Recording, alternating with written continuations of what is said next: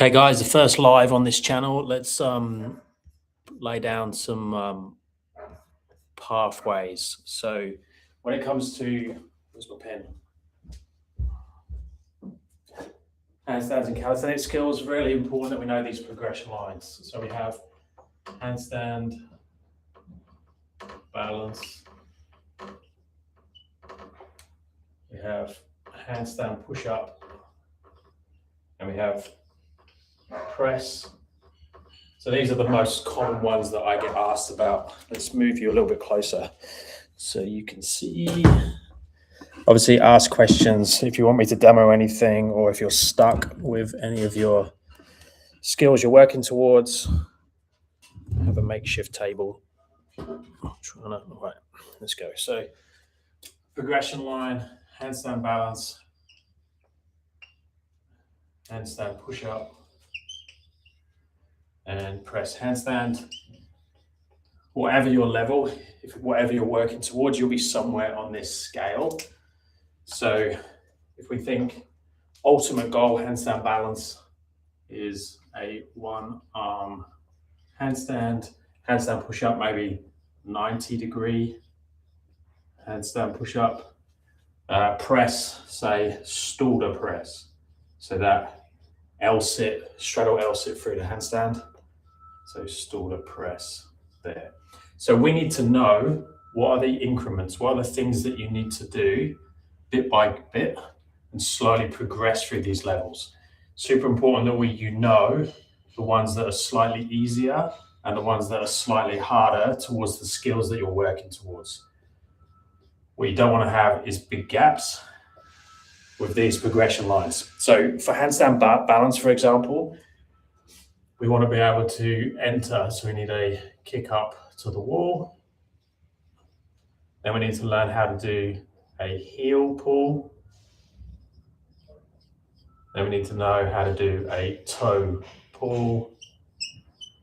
Then we need to learn how to do a freestanding handstand. Then we need to know how to do shapes. And then we will work straddle, flag or lateral shift type movements, fingertips, or piano it's called, until eventually you get to a one-arm handstand. So you need to know all those levels. There's obviously little drills that will help you along the way. And then handstand push-up, exactly the same. We need to start off with pike push-up. Then we need to go to feet elevated and or deficit handstand push-up, pike push-up. Deficit. I'm going to do Corona handstand. We need to do chest to wall and back to wall. I'm going to do freestanding eccentrics. And then we might do something like a crow to handstand plus a eccentric and partial range, stuff like that. And then we want to go eccentric 90-degree. So obviously this is, I'm guessing this a little bit, and obviously we don't know exactly where you are, but if you're learning to kick up to the wall, you might be here somewhere. You need to know once you get to the wall, what's the next thing you need to do. And you also need to be working on things like conditioning in the position. So chest to wall, holds. Press handstand, we need to have a handstand. We need to work on wall leans to build that shoulder understanding conditioning up against the wall. We need a straddle, back to wall, hold. We need to do eccentric, wall. We need to do eccentric, freestanding. We need to do partial range.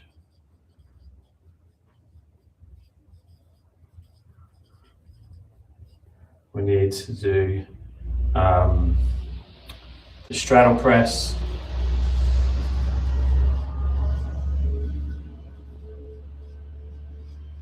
Need to work deficit, straddle. So slowly raise the hands up when you press the handstand.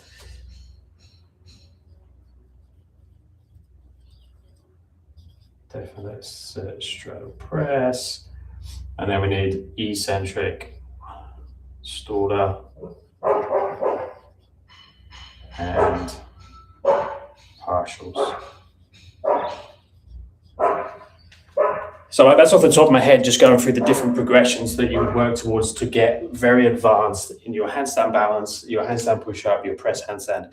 Exactly the same works if you're going for like straight arm strength, something like a planche or muscle up. We need to know the movements. So if it was, let's do a muscle up because it's quite different. So a muscle up, we need all the parts that make up the muscle up. So we need to be able to do a dip. We need to be able to do a chin up. We need to be able to do a false grip row. We need to be doing some transitions. Then we need to do false grip chins.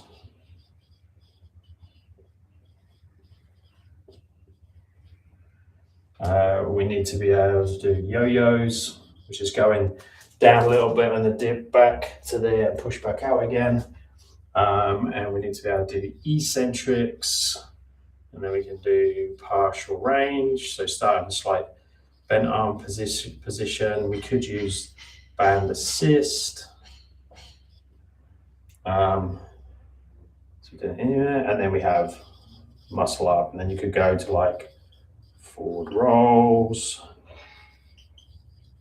And I'd also be doing things like L-sit to shoulder stand in there as well. Shoulder stand. So they're all things that are going to take you towards the muscle up. These are all things that take you towards the press handstand. But look, there's no gaps. So filling it with as many drills as possible is really important, but we also don't want to have too many drills. If we have too many drills, then we're going to struggle because we're chopping and changing all the time. So you're not going to have enough time under tension. You're not going to have enough good training repetitions of the same thing over and over and over again to allow you to unlock the next progression. So we need to make sure that we don't overcomplicate things.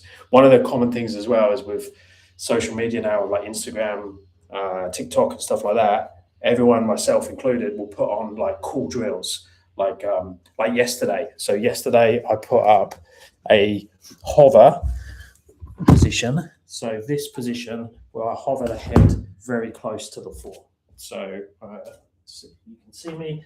So being able to hold this position, super important if you want to change direction in things like handstand push-ups. And yes, it's a cool drill to train, but it shouldn't be on your, I wouldn't program that. So I would program pike push-ups. I would program deficit pike push-ups, elevated foot pike push-ups, chest to wall handstand push-ups, crow to handstand. I would program all those things. But something like that is an addition. It's something like you play with on top of the main work. So you need to make sure that your reps and your sets is everything that you're training towards. So if I'm going to do something like a handstand push-up, pike push-ups, we want to make sure we can do 3 to 5 repetitions of these. If I'm going all the way down, touching the head to the floor, once that becomes easy, I want to slowly make it a little bit harder. How do I make that harder? I can go to a foot elevated version. So this is getting me to put a little bit more weight now into my hands and shoulders.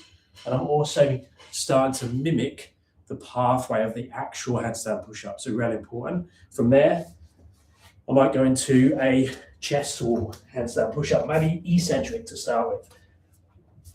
So here, I need to learn how to come down with control, bringing the elbows in on top of the hands, find that position, come back out with control. So we need to get very, very good at those. Then we might do back to wall.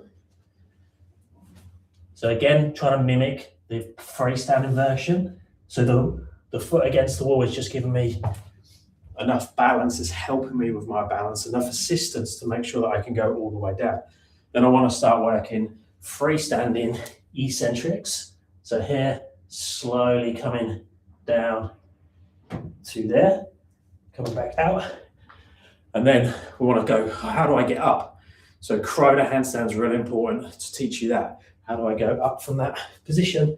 I can do this and come up that way. And then I can do an eccentric. So I'm learning concentric, learning eccentrics, and then eventually put the whole thing together. Here. And now I can do the full movement. Because I went through all the progressions to take me to the handstand push-up. So we want to make sure that you know those progression lines, know what you're working towards, and know what's slightly easier, what's slightly harder. So then on a bad day, things aren't working out, you can just drop it back to slightly easier progressions. On a good day, you can jump up to the next progression. So you can constantly work like that. So it's super important. Guys, when you jump on, if you do have any questions, I normally run these on my main channel, my Paul Twyman channel. And we have a lot more people on live, but I'm trying to get a few more eyeballs on this calisthenics channel, over 40s calisthenics channel, because I turned 50 in like a month. So I'm going to start pushing what you guys who are over 40, and not necessarily, and obviously not just guys and females, but also just showing you what you can still achieve, progress, especially in the world of calisthenics. You know, being nearly 50 and being able to do a one-arm handstand, a press handstand, a handstand push-up, a muscle-up, you know, all the cool skills. I want to try and show that you can train those things and you can keep progressing them at any age. Let's go through some other common things. So I'm trying to guess now what we normally get asked questions for on the main channel. So handstand balance is a biggie. Obviously, if you don't have a handstand, you can't do handstand push-ups, you can't do press handstands, and it's the foundation of everything. So if we first look at our handstand balance drills and make sure we can do them. Now, if you think you've got a good handstand, I would just still recommend that you try each of these and make sure that you can do them. So like as a check-in to see what level you are. So let's, where's my phone? What I might do,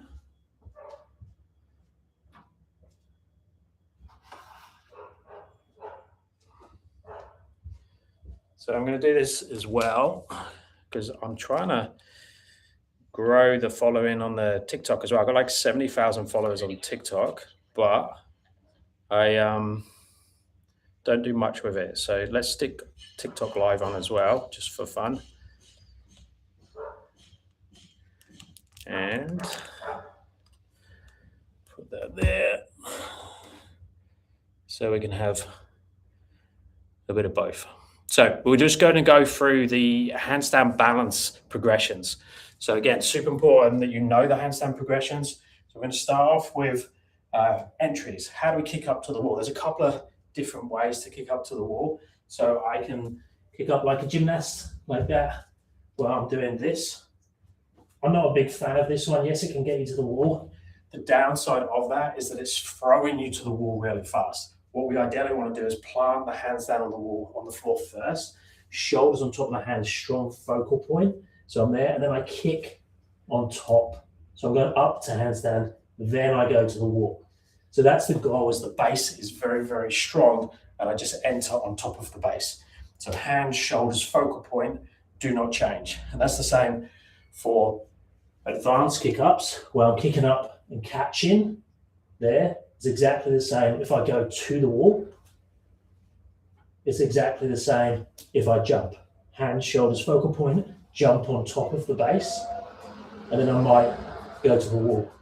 But it's all about entering on top. So there's the base, and I'm going up on top like so. So you want to really practice that. If you struggle with your kick up, it's very, very common But as an adult, we think we can kick up to handstand, but we actually really, really struggle because our safety switch in our head tells us not to do it. So what we can do is we go hands, shoulders, focal point, nice and strong. And then all I'm going to do is with the lead in foot, whatever feels the most comfortable. So if you can just touch the wall and come back down again. If you can't touch it, just get higher and higher. Again, making sure hands, shoulders, focal point is really locked in and you're just kicking on top. So there, now once that becomes easy and you can touch the wall consistently, you just bring that foot up higher until both legs go all the way up to handstand. Obviously, let me know if you have any questions on those. And like I say, if you're a bit more advanced, if you can already do them, see if you can jump up on top with control and do all the levels. So you're doing the light kiss to the wall. You're doing kiss with both feet to the wall. You're catching just before, and then you go into the wall. So you want to be able to do all of those. And any distance away from the wall as well. Super close, further away, and we still want to go up, then to the wall. Once we have that, we need to start to learn how to balance. Now, if you don't know how to balance a handstand, we need to go through the foundations, understand the intention. And the simplest way to understand that is turn the head around, put your hands behind your back. We need to make a connection between your legs and your torso. And we're just going to take the head to the wall and back again. So I'm just going on and off like so. So I'm controlling that with my toes. Yes, I'm making the body one segment, one piece. So I'm not doing this, but I'm connected. It's very, very easy on the feet, but it gets very confusing when we do it on the hands. Then I'm going to do exactly the same thing on our hands. I'm going to push the floor away. So I'm going to kick up, squeeze the legs together. Now I'm going to push tall. Now I'm pushing through the fingers until my heels come off the wall. So I'm not kicking off the wall, I'm not pushing off the wall. My feet just floated and then I went back to the wall again. Now, once we got that and we can understand how we pull from the wall, then we just need to change that to repetitions. So I kick up, squeeze the legs together, push tall through the fingers, come off and back again. Same again. So now I'm doing repetitions. So if I'm doing reps, I can get stronger because I'm doing more and more of the same thing over and over again. My body gets conditioned. Once we can do that, we want to change the reps to holds. Now pull off, hold 1, 2, 3, 4, and go back to the wall. So always try and get back to the wall when you're doing that one. What you don't want to do is just be coming off in this direction. Because remember, we're trying to aim to get control and overbalance and underbalance. So then our window of balance gets bigger. This is about the overbalance. How do I control what happens when I go too far over in my handstand? So how do I pull back again? Then make sure you put down any questions. I'm live on YouTube and TikTok. Okay, so now let's go to the other way around. What happens with the underbalance? So this is where it gets a bit confusing. So if I pull from the wall this way and go too far, so I get to my handstand, go past my handstand, how do I now stop myself falling down? See how I haven't fallen down because my head and shoulders came forwards to counterbalance. It's exactly the same as a hair. When I come off the wall, I get to the standing position. I can carry on going if I bend the knees. See, I'm bending the knees. Now I can lean back. If I don't, I go like this and I fall backwards. Exactly the same thing happens in the handstand. If I just get to here and don't do anything, I'm just going to fall. So how do I train myself to control that underbalance? Take the shoulders in the opposite direction that pulls us back again. So I would do it this way. Here, squeeze the legs together, shoulders come in front of the hands, toes slide down till they come off, then I push tall up to the handstand and back again. So I'm learning to deal with this, the underbalance. What happens when the feet go that way? Now that one takes a long time to get. You need way more confidence in the position, because if not, you're going to keep going and you're going to feel like you're going to backsplat. Most people will feel like they don't want to come off the wall, so they'll sink back into the wall. So if I'm here I might sink into the wall like this because my body doesn't want to come off in that direction. So I need to build confidence and strength of being more in a hollow position, less an arch.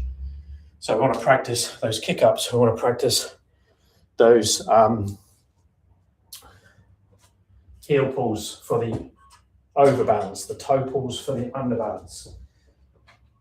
And then looking back what I put on there earlier on the whiteboard was all the progressions. So now we can see, I just went through the kick up. I went through the chest wall hold. I sort of went through that. I didn't show it in detail, but we want to build that condition in. If we don't have a chest wall hold position, we can't go into the toe pull. Remember, the toe pull is for the underbalance, sorry. The heel pull back to wall. So this is back to wall, and that's for overbalance. And the toe pull is chest to wall, and that's for underbalance. So put those two things together. That's how we can control the handstand this way and how we can control the handstand this way. So when I'm in the handstand, there's the handstand in the middle. How do I control the overbalance when my feet go this way? And how do I control the handstand when my feet go this way, the underbalance? And those two things together make up our window of balance. And the reason that I can jump into a handstand and not fall over is because I've increased my window of balance. So there is that window. Super important. And the reason that you might not be able to hold a handstand yet with any type of control or consistency is because your balance window is tiny. My balance window is massive. Look what happens if I jump to a handstand. I can just jump into a handstand here like this, or this, or this, because I have all this room for error. Exactly the same as on our feet. We can move around all over the place and not fall down. We want to do exactly the same in our handstands.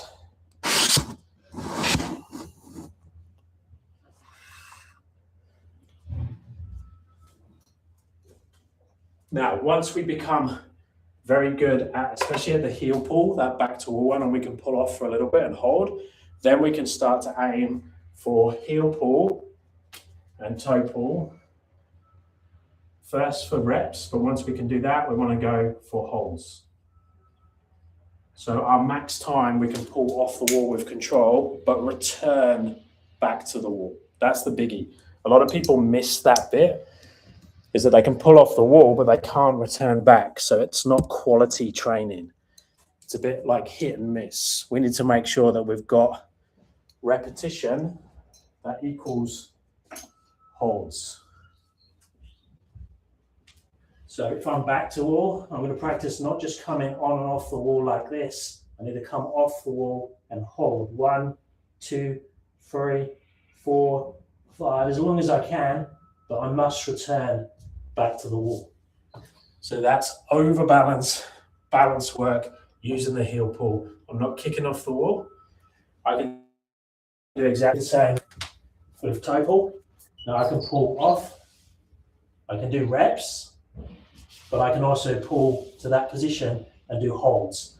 Again, 1, 2, 3, 4, 5, and then I'm choosing to go back to the wall.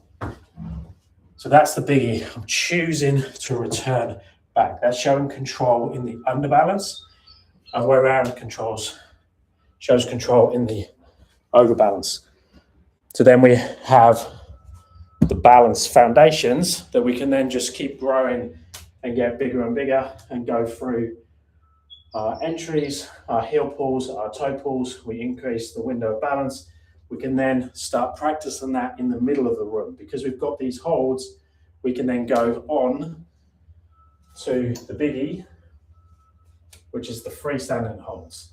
For most people, when they first start working freestanding, they'll go backwards a little bit because you'll have the confidence to kick up to handstand and try it, but your technique that you do freestanding will be very different than the technique that you try and use or that you've been practicing against the wall, because now you're scared again. So we hold back. but ideally we'll be doing a few attempts in the middle of the room.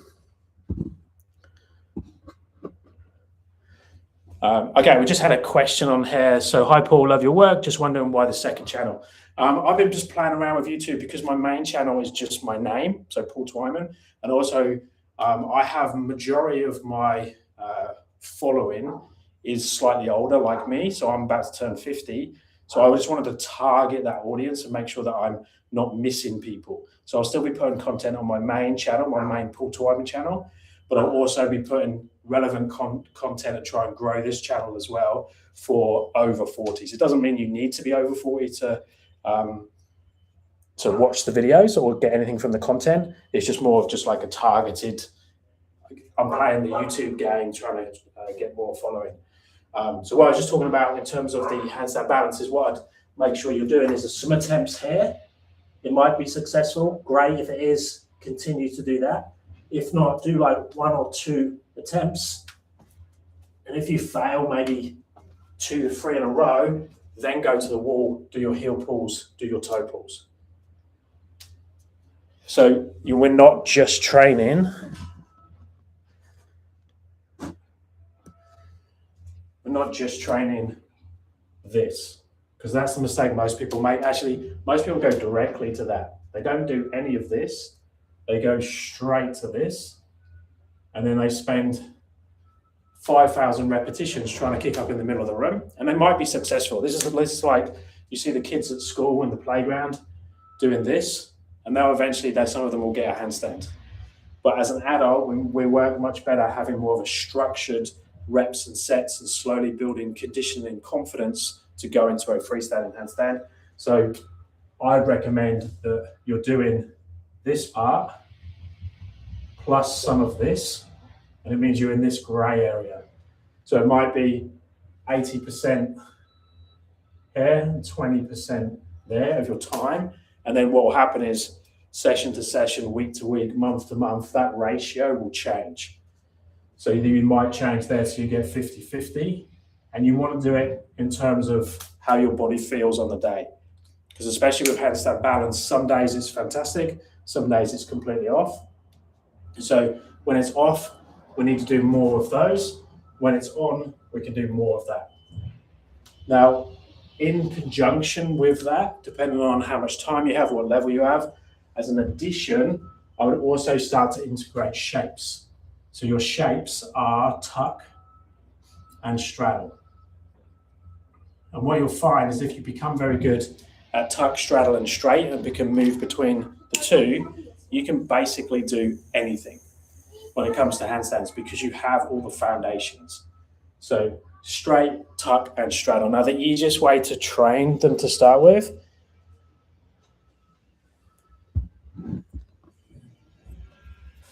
is to go back to wall here and just play with coming down towards a tuck position. Ideally, butt will just lightly touch, shoulders will stay off the wall, and then the same in your straddle. So straddle's there, and you just have to play with that position. Now I can feel that my hands are too far away from the wall to use the wall straddle and the wall tuck. So even though I'm only a hand space away, I'm too far away because what's happening at the moment, for me to touch the wall with my butt in that position, I'm having to lean on the wall. So it makes my hands stand like this. So ideally, my hands will be a little bit closer. So I'm still got my butt going backwards and I'm understanding the position and stacking nicely, but the touch on the wall is very, very light. We don't want to be leaning on the wall too much. It's good when we're first learning it, but you'll find that it's very hard to come off. So that will be the tuck and the straddle. Just get comfortable in that position. You can do chest to wall. Tuck position is amazing for mobility, conditioning of the upper back, the traps. Really good conditioning that will take you towards presses and handstand push-ups. And that gets us into the next choice when you're training calisthenics and handstands is what strength work do you do? I always recommend if people want to get very, very good at handstands, priority is that handstand balance plus mobility. But we're also working some SAS, So straight arm scapular strength. Most people planche, press, front lever, skin the cat, that type of thing. Just let the truck go past. And some bass, bent arm strength. So your typical gymnastic strength split, handstand balance and mobility, bent arm strength, straight arm strength. And just become an expert at this one, priority. So that's the biggie. And then we do the bent arm strength and the straight arm strength as an addition. I wouldn't only do this, I wouldn't only do that. I'd make sure you're still prioritizing that because balance is everything.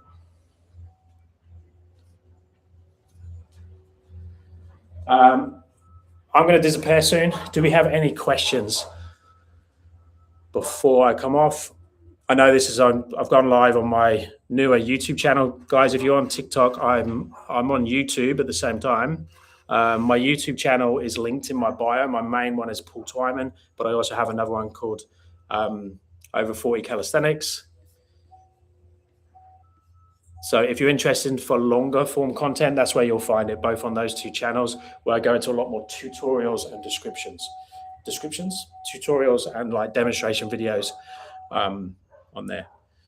And on Instagram, Paul T8 upside down, _upside down. That's where I put my daily content. So any questions before I disappear?